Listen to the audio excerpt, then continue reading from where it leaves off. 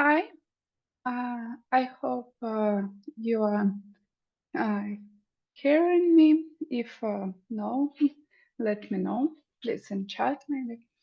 So today uh, in the seminar we will investigate convolutional neural networks and try to solve an image classification problem using this architecture. So, in an image, in our terms, in computer vision, is a two-dimensional array, and each value is represent re represents a pixel. And yeah, if we are working this grayscale image, in this case, each value is just um, one, yeah, one integer. If we are working with um, colorful image, in this case, each pixel is uh, three, generally three values, because often we are working with RGB images, and in this case we have three channels of our image. So, and for working this type of data, very popular to use a convolutional neural networks because convolution layers can capture the information, the connections between pixels, and understand this information.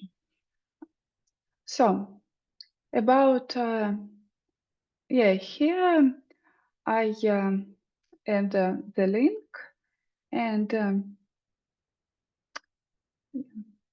you can use this link for watch some visualization about how the operation of convolution is working. Yeah, it is for your better understanding this process. Okay, let's go to understand about our data set. In this seminar, we will work with CIFAR 10 dataset.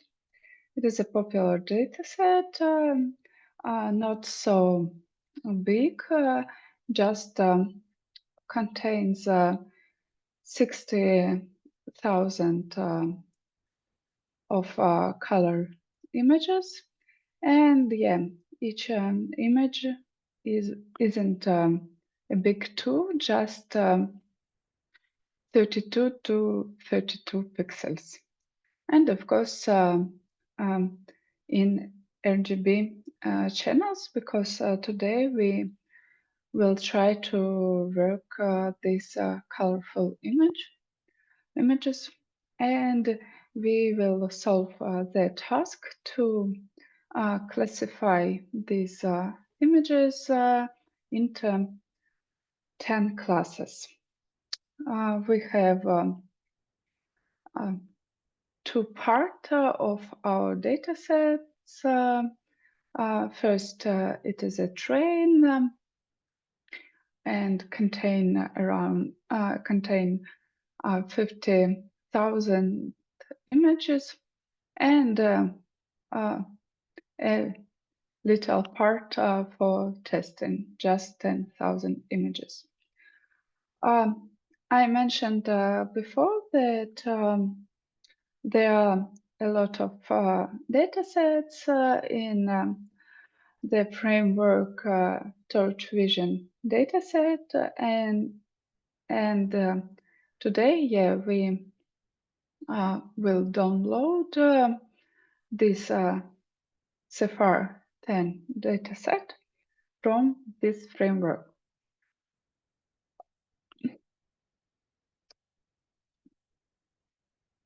Really, typically, when these two part of datasets, train and test, are stored independently. Yeah, and for this for processing, to use the different classes, and after that different data loader. It is a best practice, and I really recommend you to do in the same way in your personal projects, and always store your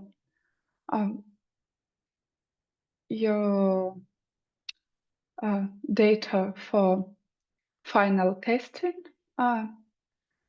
Yeah, independently from train and validation data. So yeah,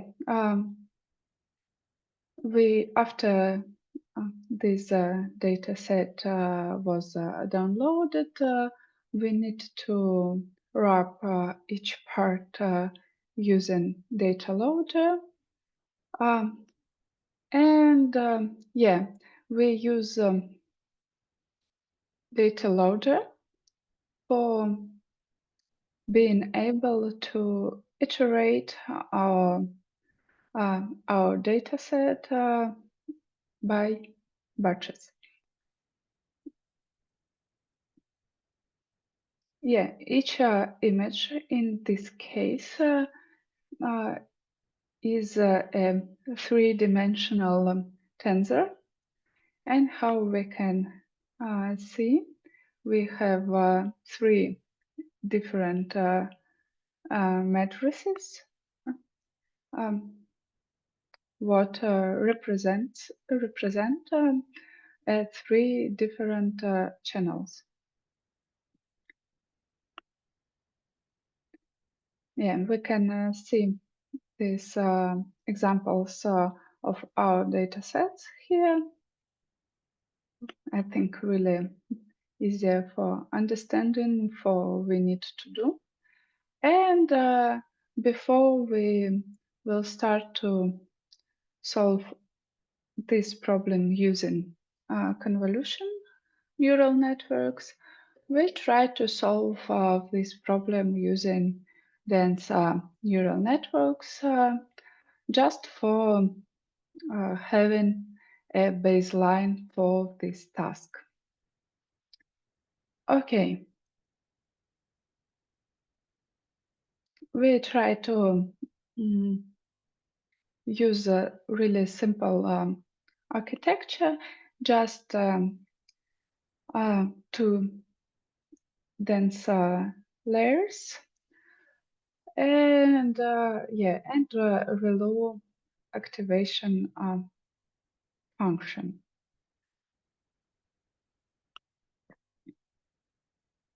So first of all, we need to set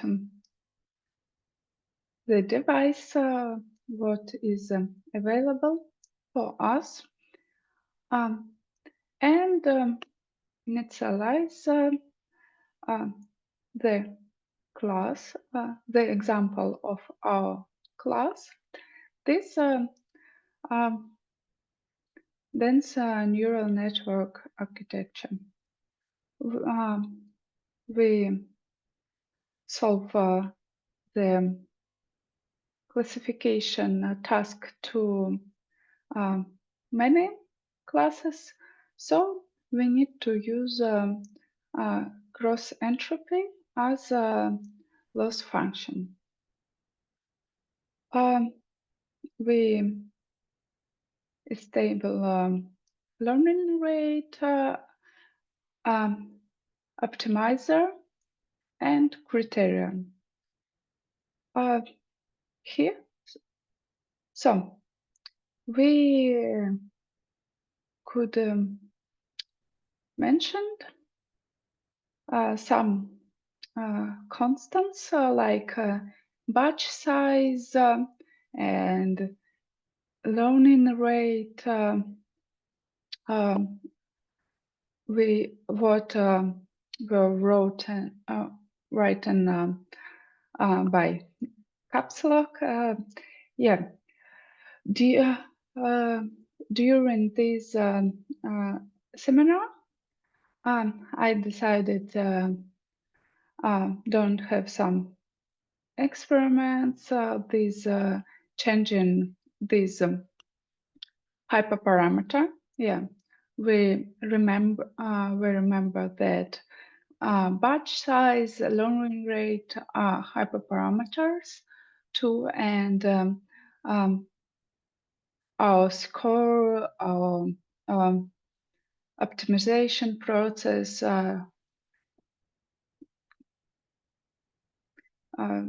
can be different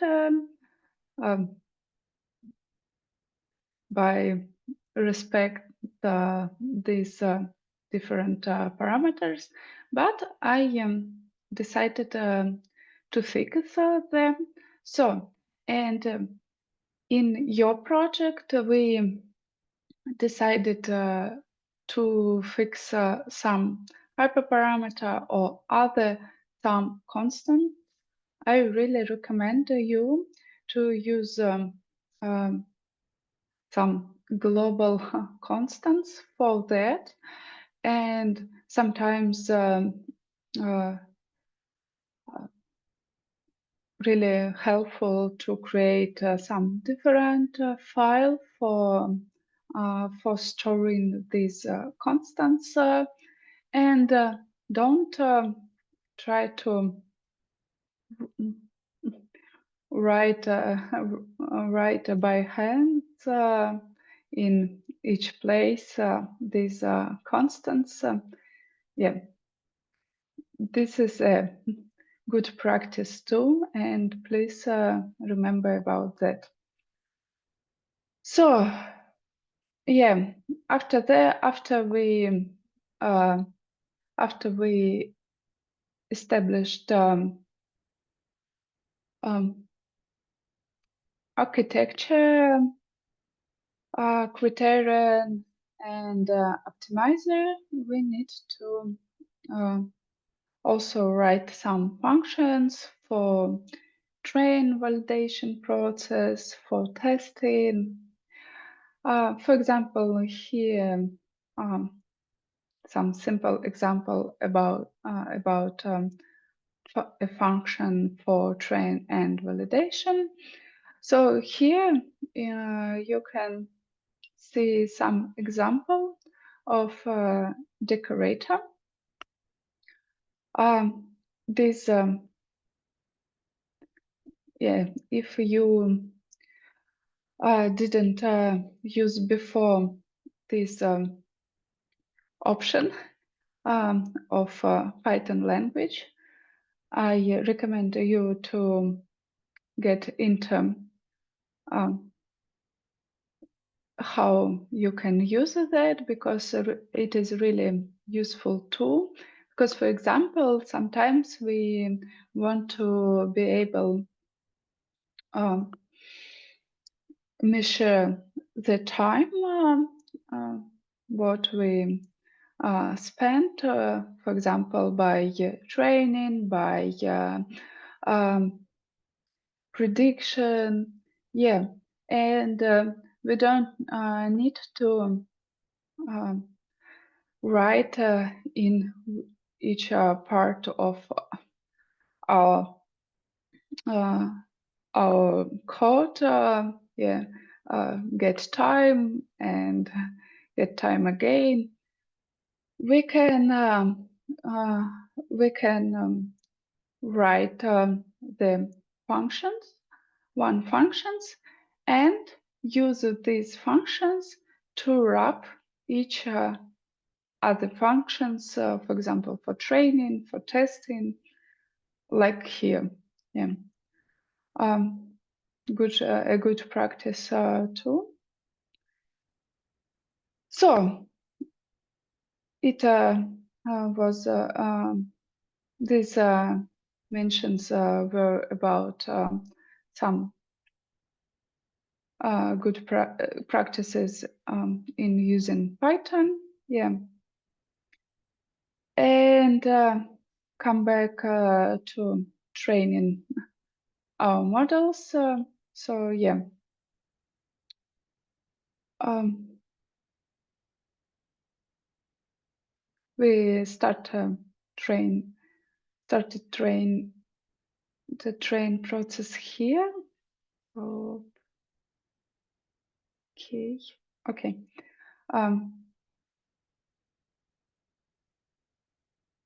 On each step, we collected train loss, validation loss, and we did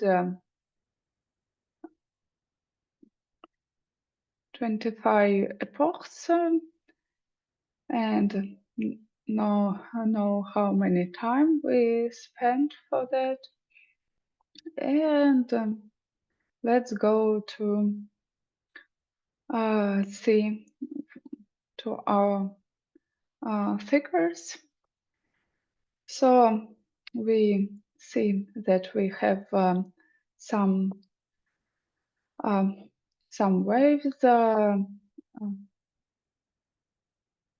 throughout our loss throughout our loss in on validation part of data set, and yeah, we can see that the line for loss during validation isn't smooth. And how do you think what we can do for making making this line smoother? Yeah. How do you think um, which the next step we will can do for making training process more smoother in terms of loss throughout validation?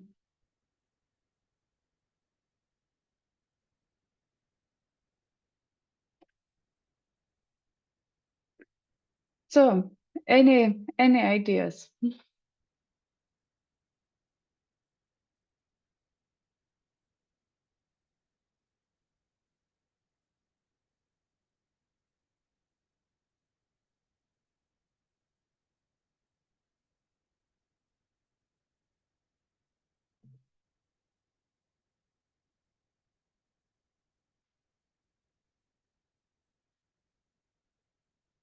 Okay. um, so, in previous seminars, and I can assume that in in the previous lectures too, We discussed that we need to normalize our data before make transformations with some linear, some linear transformations before using linear models, and I want to show you again how we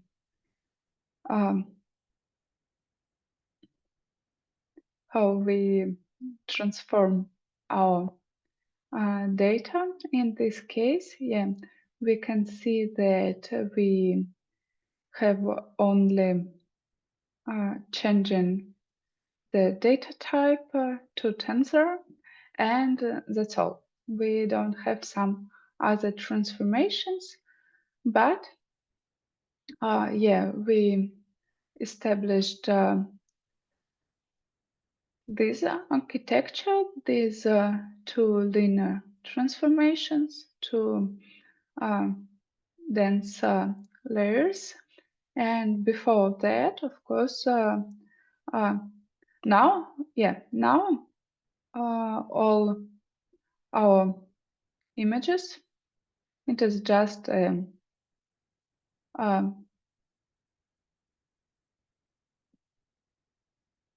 it is matrices, these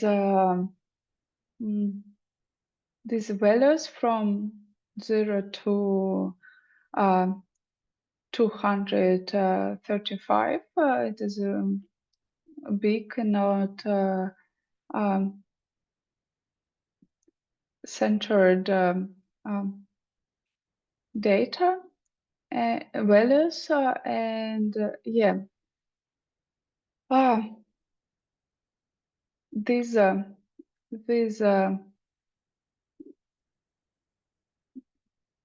not so smooth process maybe can be fixed by normalizing our data set. So here the values of for normalization, these data sets, and try to train our classifier again, but only this normalized data set. And unfortunately, if we need to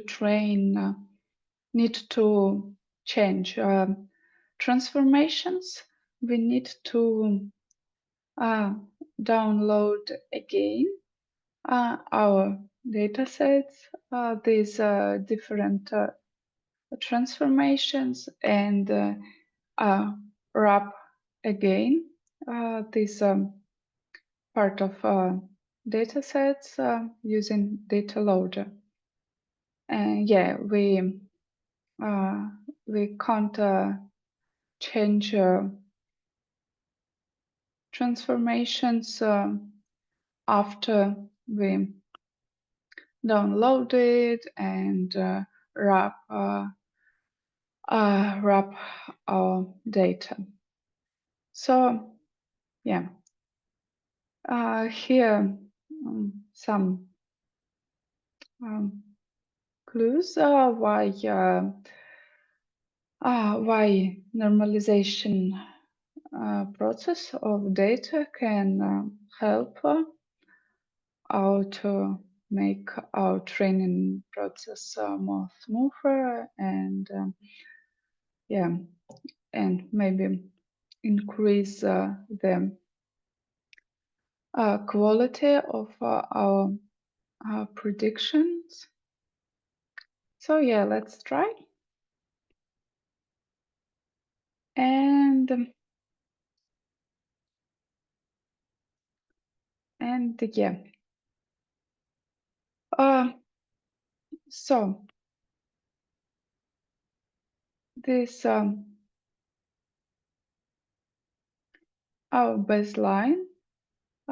This train losses during train after normalization process, and here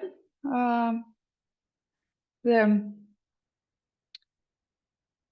line of losses during the validation process, and we can see that our model start to overfit very quickly, and yeah,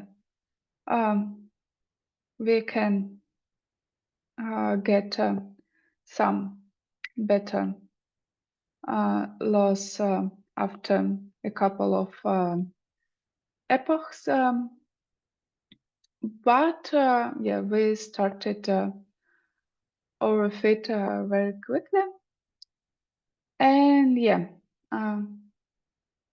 what what else we can to do for making our uh,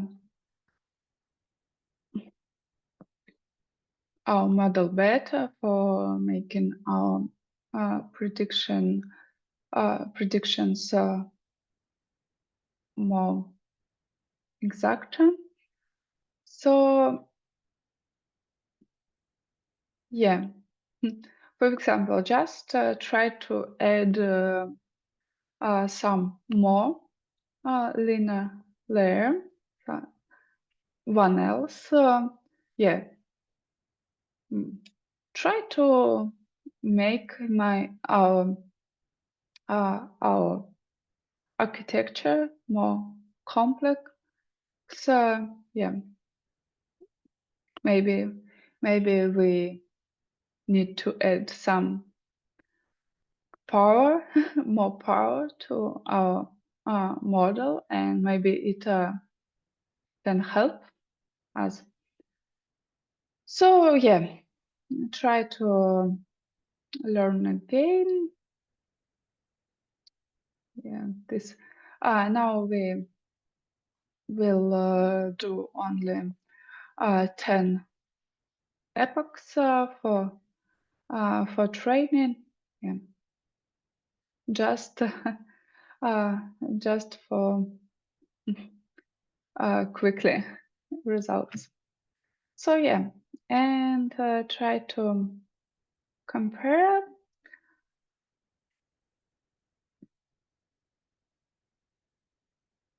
and yeah, we can see that uh, that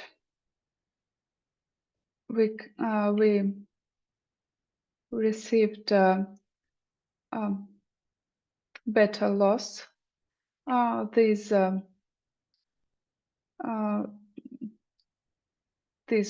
two layers architecture. Yeah, here we can see that our loss significantly less. Um, and but we also can see that we started to overfit uh, early, after yeah, after I think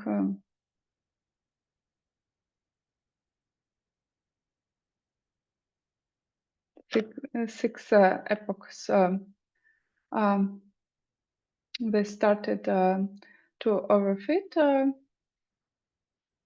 and yeah, the question, why why we start to overfit earlier um, after after adding one more layer to our architecture. Yeah, why the fully connected neural networks with two of these three layers um, did start to overfit earlier when the dense neural networks, these two layers. Yeah. Guys, it's a really simple question. Uh, how do you think?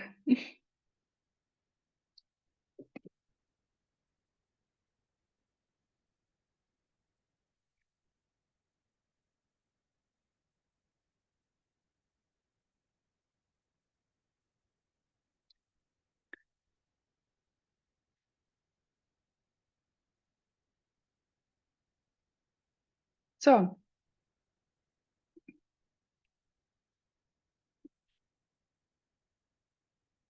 we, yeah, um, first step, we try to use the dense neural network, these two layers, for solving our task. We uh, we noticed that our uh, our uh, model, this architecture, yeah, really quickly started to overfit. After that, they decided to make some experiments with more complex uh, more complex architectures and decided just to add uh, one more layers for training our our for training for solving our problem. Yeah, we just uh, increased complexity of our architecture, and after that we noticed that our new, more complex architecture started to overfit earlier. And yeah, why? Why? Maybe we we created our model more powerful, but but why they why it started to overfit earlier,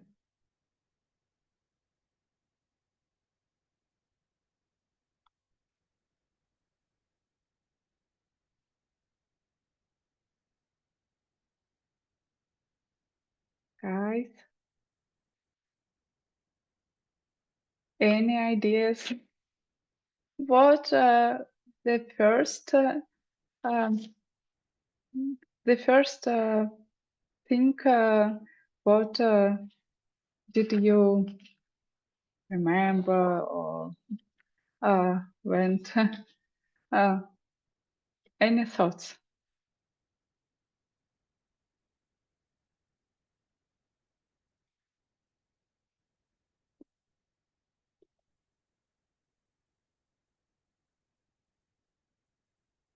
So it is uh, okay uh, if we observe some uh, observe early overfitting and want to fix that. Um, we need to do something for normalized our data or something for make a regularization, some regularizations to our architecture. If we just to continue to stack uh, layers, we just add more parameters, and yeah, we can see how much parameters we use in this architecture.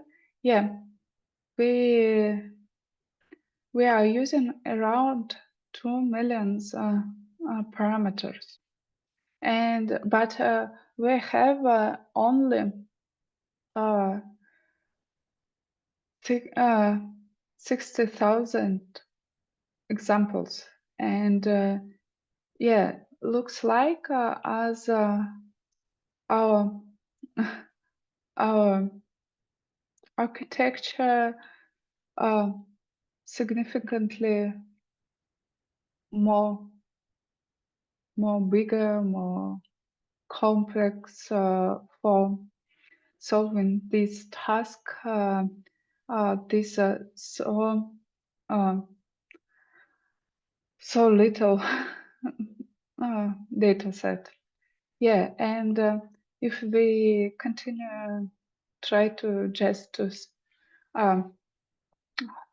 stack layers, we only will increase the number of parameters and give our models more and more chances to uh, to remember all our data exactly. Yeah, and for in this case, we need to start to think about how we can regularize our our model, our training process, how we can use additional information uh, about our data structure, or, for example, how we can increase our data sets, because now we don't have enough examples for learning the big model.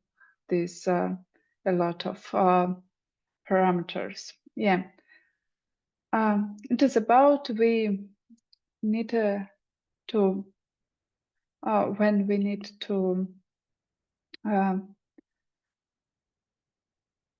make some experiments with these architectures, we need to react to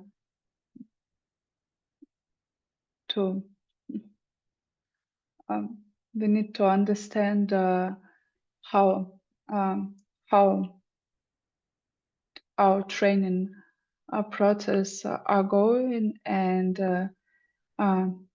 to react to this correctly, and don't try to stack more and more layers. If for example, we noticed that we have overfitting early, for example, or something like that. So yeah, and of course, also if we want to get some final model, um, yeah, for example, we decided uh, to select some model, the just dense neural network, as a baseline, and yeah, we trained some different architectures and tried to understand what architecture is better based on train validation loss lines. And of course, we need to get the example of our model after some the right number of epochs, not after 10. Because we can see that our model start to overfit, and if we just get the model after 10 epochs, we get overfitted model. And for example, here we can get the model after 4 or 6 epochs, and save this example as a baseline. And now we have a really fast training process, so we can just to train again. But you need to remember that if you will train a bigger models, you need to make you need to save the examples of your model after each after each after some number of epochs, for example, each 3, each 2, or maybe you have a lot of memory for saving the example after each epoch. So you need to dump the examples during the train process. Please remember about that. So now we just retrain again using only 6 epochs, but please remember that it is not a good practice. You need to save the examples during your train validation process. And yes, we'll use the classification report function for testing. Okay. We have some accuracy, and we'll compare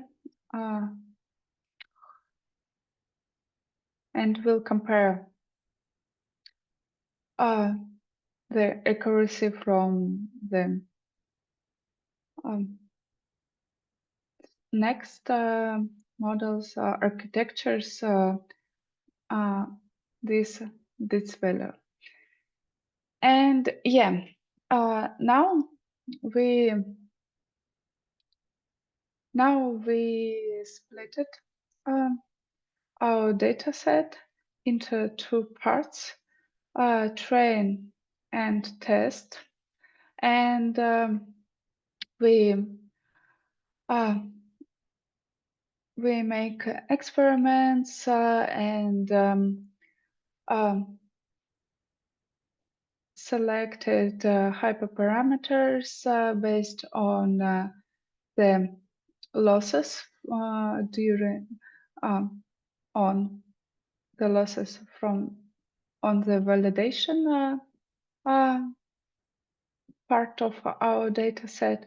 And after that, we retrained our model and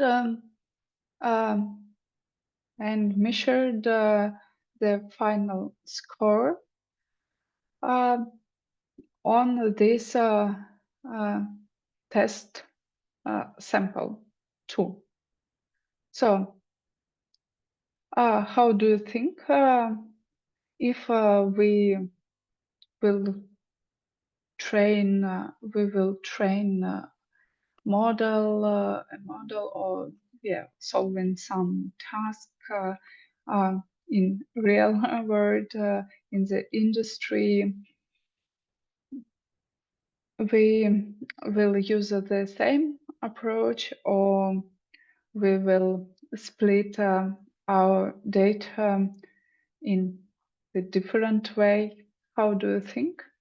We need to change something in our experiments, in our validation process, if we talk about the real world cases. Yeah. How do you think?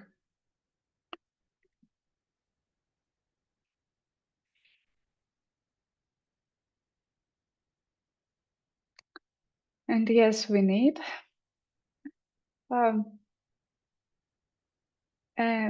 Yeah, guys, please feel free to share some ideas by my questions, because I need to understand.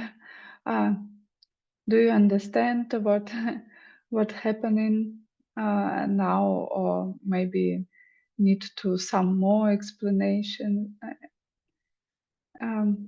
About regarding the question, we will need a validation set instead of using the test set to select hyperparameters. Yeah, you are right. We need to have not only a test data set, but also validation data set. Could you uh, say again, during on which part of data set, on the validation subset or on test subset, we will change and compare our hyperparameter? In the validation set, we need to change hyperparameters, compare, and Okay. only at the end use the test set. Yeah, you are right. Thank you for your answer. Yeah, guys, if we talk about the real world process in the industry, we always make some experiments with some type of architecture using validation subset. So, and after that, we can, for example, retrain our model using train and validation subsets. Retrain some established architecture, of some type of architectures, and make make a test of this model, and this will be a final test, and we need to just to save this result for so for example we want to significantly change your approach in the future. For example, to try to other architecture, yeah.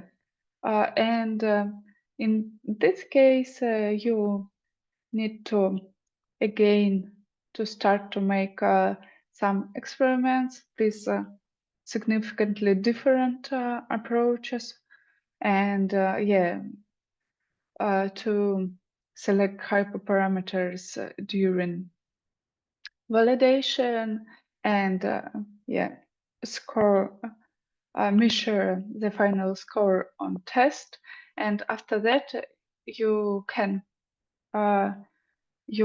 compare these two approaches by your final test score, and decided to to push to the production the um,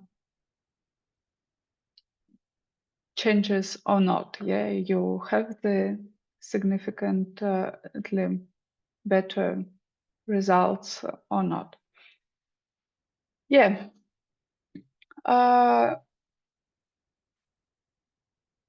Okay. Now we try to add. We try to solve our problem using convolutional neural network. We just uh, to add some one convolutional layer instead denser layer, and yeah, our architecture will contain one convolutional layer, and after that one linear layer, and of course we will use a ReLU as a activation function. Okay.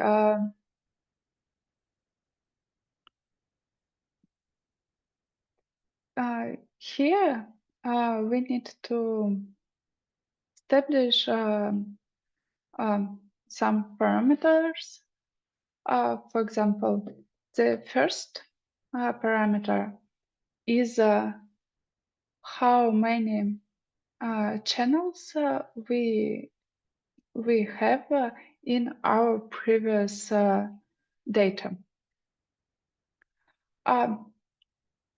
Now we are working these images, these three channels, and yeah, we need to say that we want to use convolutional layers where each filter has the size 3, yeah, square, and number of channels 3, 2, yeah. In this case, each filter is a tensor. These 3 dimensionals, yeah, 3 cross 3 cross 3. And here 32. Yes, it is the same number. These our this size of our images by 1 axis, but it is not yeah, it is not about our input data. It is just about how many filters you want to use. Yeah, here we can put 10, 20, 100, Yeah, you need to understand that the first layer, the first value, it is how many channels there are in input data. We are treating colorful images, so we have 3 channels in our input data. And the second value, it is about how many filters we want to use in this convolutional layer. Yeah, and after that, we need to establish kernel size, stride, and padding. So, stride 1 and padding 1, it means in this case that we get the same size of activation maps as our input data after the process of convolving each filter, this our input data. So yeah, stride 1 is it about that we shift our filter only to 1 pixel, and it means that we apply our filter to each part of our images. So yeah, and padding 1, it means that we add one 0 pixel during boundaries. So because we want to apply our filters to value to areas during boundaries too. So yeah, I hope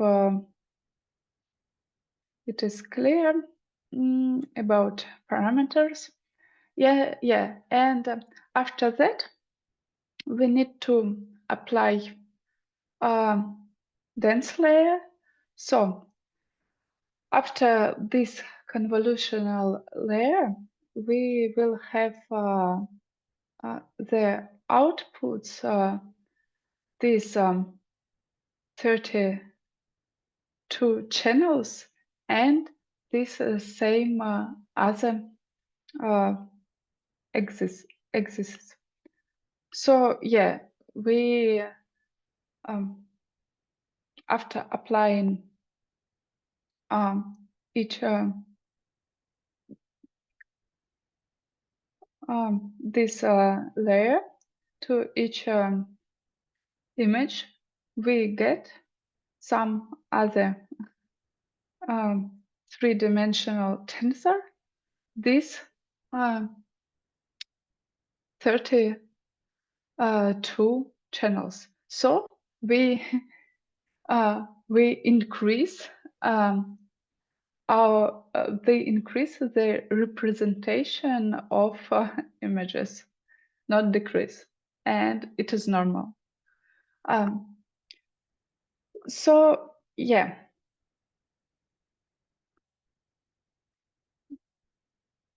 try to learn.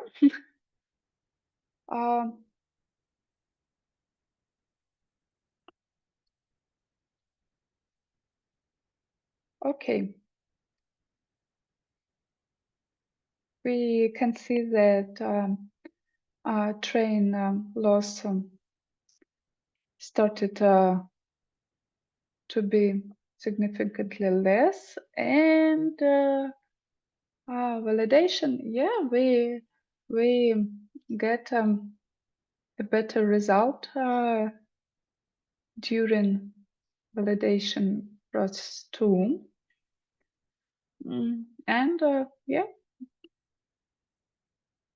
but we can see that we have overfitting too here. For example,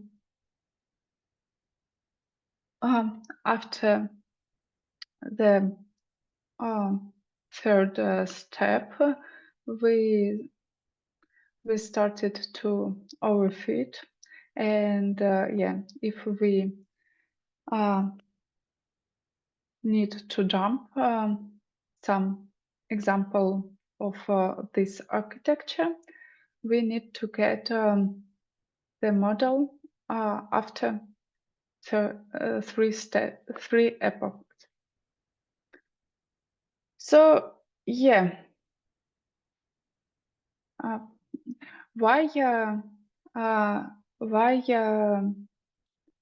our model start to be able to capture the information better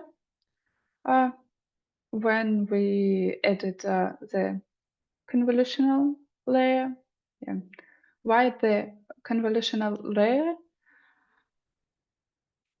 is able to capture better information about information from images. This comparing these dense layers.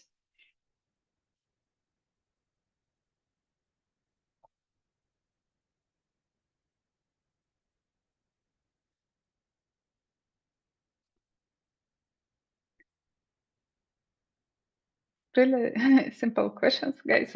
What type of information did we ignore using the dense layers and start to analyze using a convolutional layer?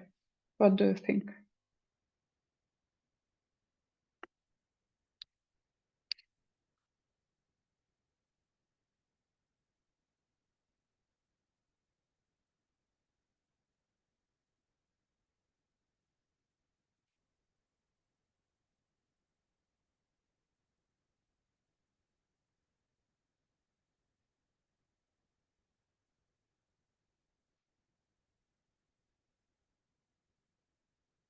Okay, yeah. Using the dense layer, we ignored the connections between pixels, and we analyzed each pixels independently. The core idea of convolutional layer to start to analyze the connections between pixels too, and started to use more information about the structure in this case. We have the same number of examples, but now we are able to analyze the more information from our dataset. And so we increased the number of information, and of course based on this we started to be able better analyze our data and solve our task. Okay. Also, how do you think? Did we increase or decrease the number of parameters in the neural network and this convolutional layer? How do you think? We saw that we get significantly better result, but what about complex of our architecture? we increase or decrease the number of parameters? How do you think?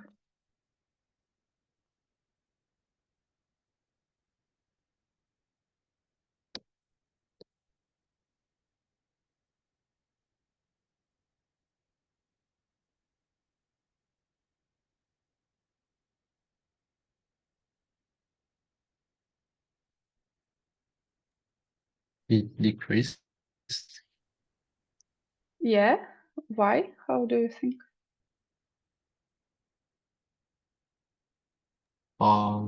Because it needs less, can get more information. Um, yeah.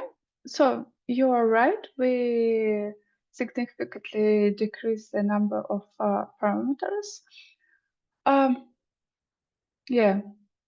Now the number of parameters only around 300,000, but we had around 2 millions. And it is because the main number of parameters we have um, when we flat our output on the final steps. Yeah, when we use um, dense layers, and yeah, we decreased the final representation and um, number of parameters for what needed for flattening yeah, our final representation. So yeah, great. We decreased the number of parameters, made our architecture lighter, and also we improved the quality of predictions. Great result. So yeah, try to uh,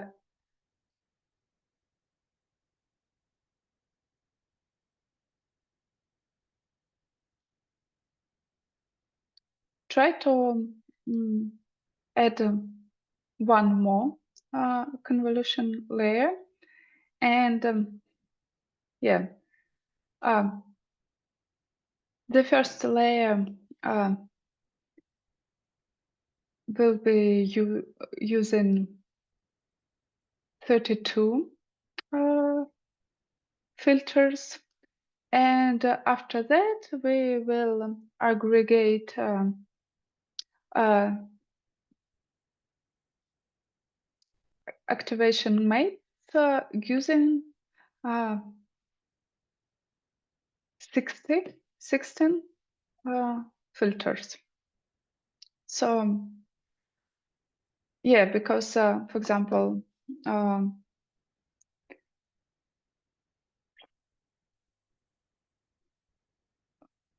we want to select uh, some some general patterns, and using the second convolutional layer, we want to join these simple patterns to more more complex patterns, and yeah, but we can to increase the number of filters in the second convolution layer. Yeah, it is normal too. Yeah, feel free to make different experiments here. And yeah, we added one more layer, but I need to mention that we decrease the number of parameters in our architecture again, because the significant part of parameters is in the dense layer, and we can see that now we have not 32, 32, 32 parameters, but 16.3232. Yeah, we decreased in 2 times the number of our parameters. We don't use so much parameters in convolutional layers. And we'll see the result. We get better result again. This using 2 convolutional layers. Because now we can select some general patterns. After that, we can aggregate these general patterns to more complex patterns. And we increase the power of understanding in our model, but we decrease the number of parameters again. So we can see that. And we'll check about the final result. We can see that the accuracy started to be significantly more. After the final score, this dense neural network, we had around 0.51, and now we have 0.53. It is significantly better. Great. Okay. We can see we have overfitting too now, and maybe we can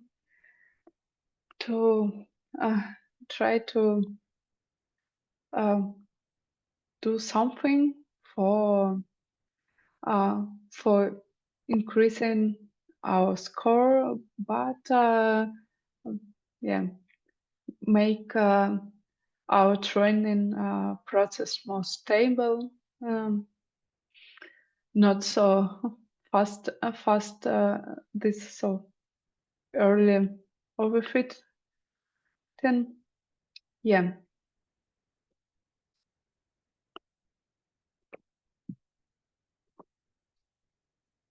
and for regularizing our architecture, we can use max pooling. So, for example, max pooling, it is just about splitting our activation maps to similar parts and selecting the max value from each part. And we split activation maps without overlapping. It is important. Okay, we will use max pooling, but there are different other types of pooling. You can check these types here, yeah, for your experiments in the future. And yeah, try to use one layer, this max pooling, after our sequence of convolution layers.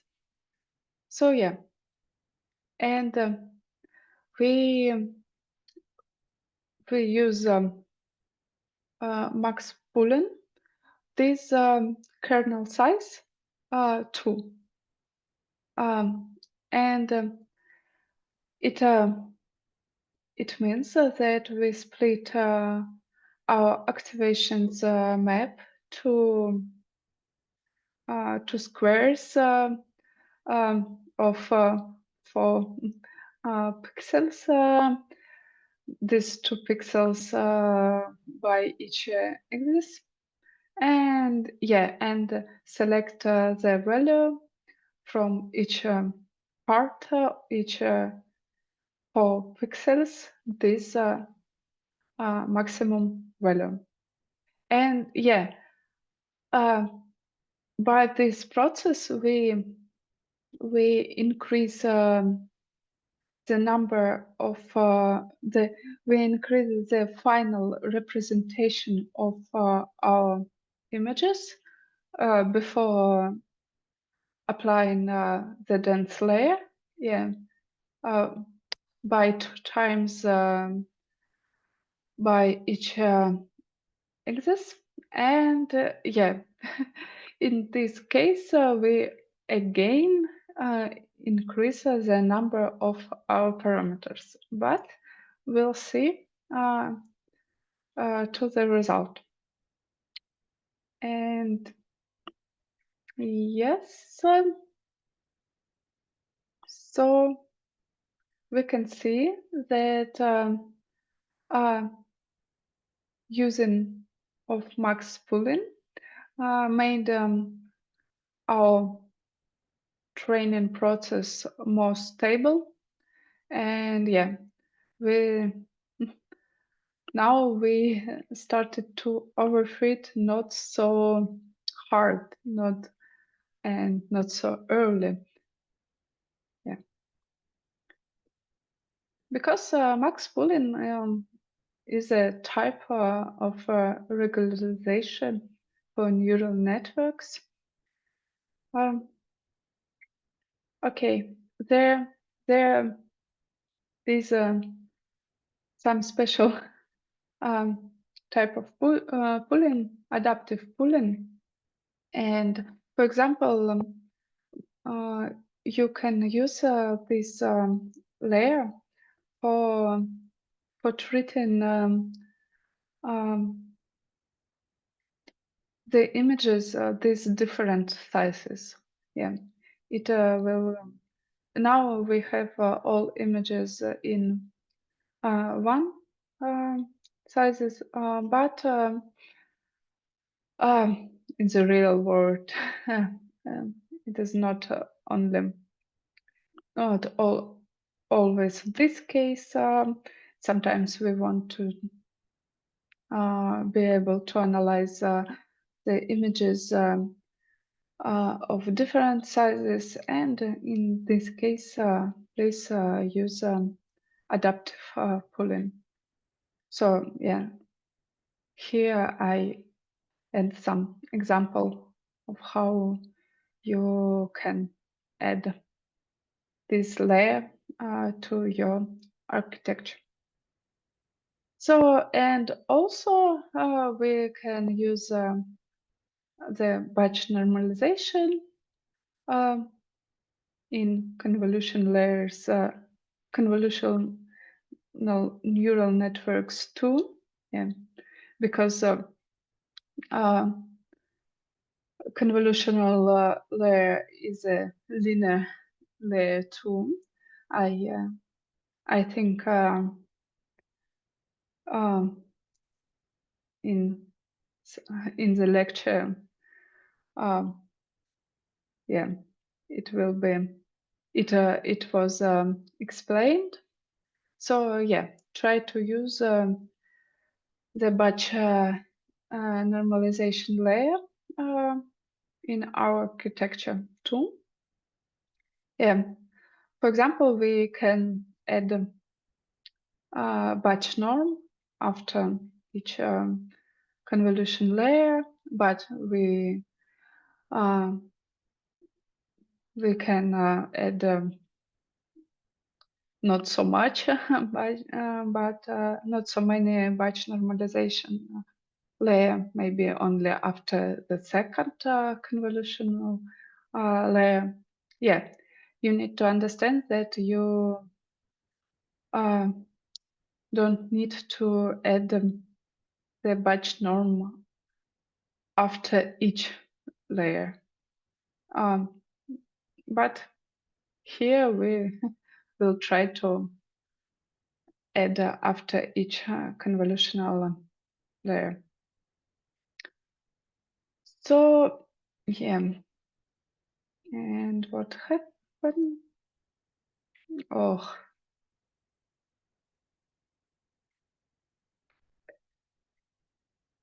sorry, um, um, the plot was wasn't shown. Yeah, okay, but yes, our um, our training process will be more smoother again after this type of normalization. Yeah, please to run these notebooks after seminar, yeah, and you can see that. But what about the final score? Yeah, we we make we made the final accuracy better again using some normalization techniques. Great result. Also, we mentioned that we have the complex models, architectures, but we don't have enough data for training sometimes.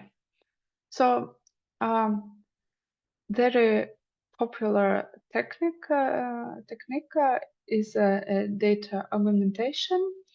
So yeah, this technique allows to add some more examples to our dataset, and you can think about data augmentation as about some visualization technique too, because we add some little changes to our data and try to learn our model to be more stable, more not so not overfit to um,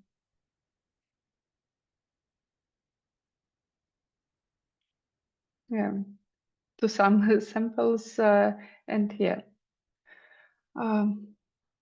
Okay, and again, if we want to add some more transformations to our training process, we need to make that before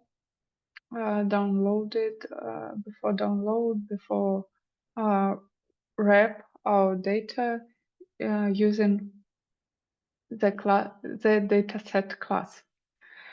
So, and yeah, you can see that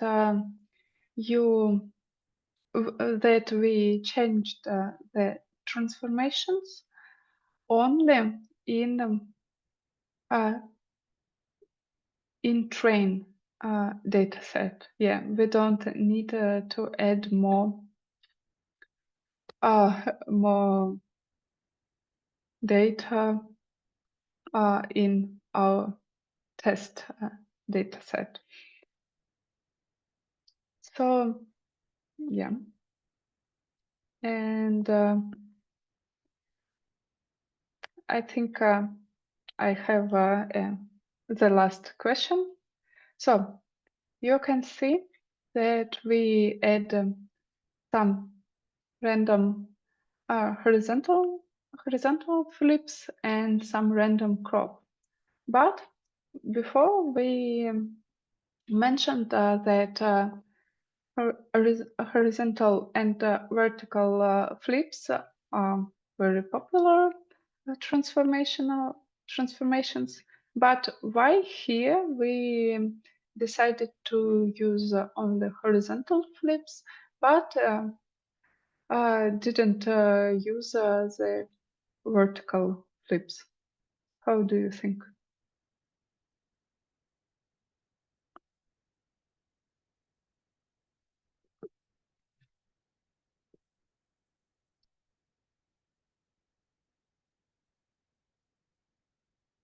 Right, the last question.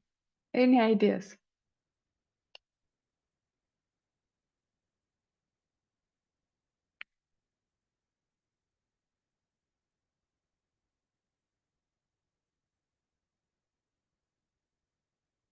So you need to always think about what types of data do you have in your data set. In our data set, we have examples of animals, some vehicles, for example, of cars, and it will be weird to learn our models to learn some examples of cars after vertical flip, or some animals after vertical flips, because in the real world I think there are not frequent chances to meet some examples like that. So yeah, and we don't need to try to learn our models to capture something like that. So yeah, all our your transformations need to be based on the knowledges about your data. And yeah, we can see that we mm, we get some better results after data augmentations, and maybe we can make more epochs, and we'll get some better results. Because we increased a number of our data, and so the last thing, it is about fine tuning. Now we learned the model from scratch, but you can always use the pre-trained models and try to fine-tune these models to your task. For example, to cut the last dense layers, add new empty layers, and to train these layers. So, for example, if we have a big architecture, pre-trained architecture, we sometimes want to freeze some pre-trained layers. Yeah, we need to say that we don't want to change weights, don't want to compute gradients, and yeah, add the new example of the last dense layer, for example, like here. And yeah, and if we added some new empty layers, of course, we need to say we need to uh, say that we want to compare, want compute gradients on these layers and want to update our weights on these layers. Yeah, here there is example how we can freeze pre-trained layers, change the last layer, and unfreeze the last layer and started the train process. But in this case, we will train only the last layer.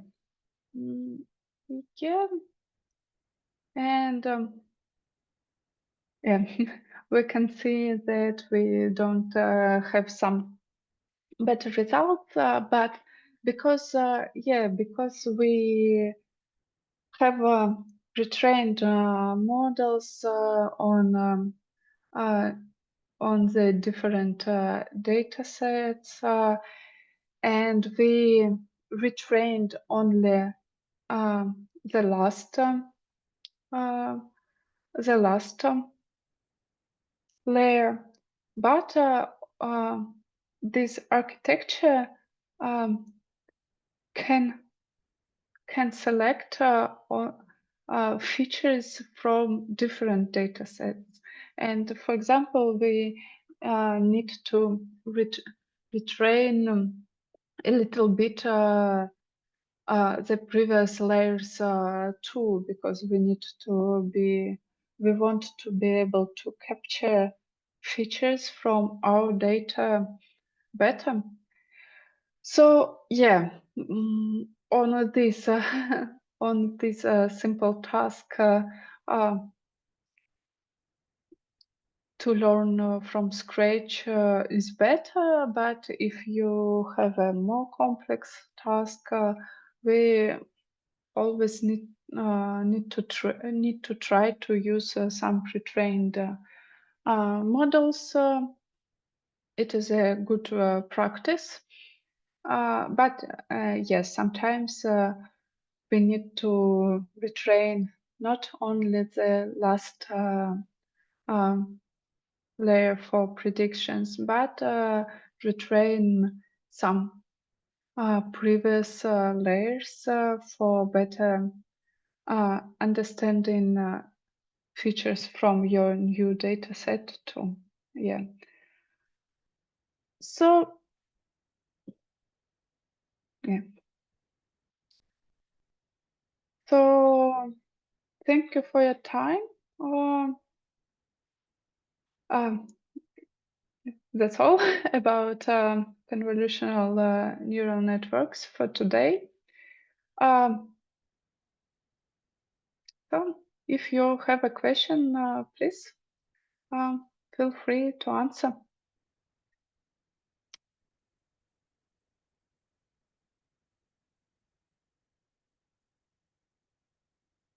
Okay, bye. Bye. Have a good day.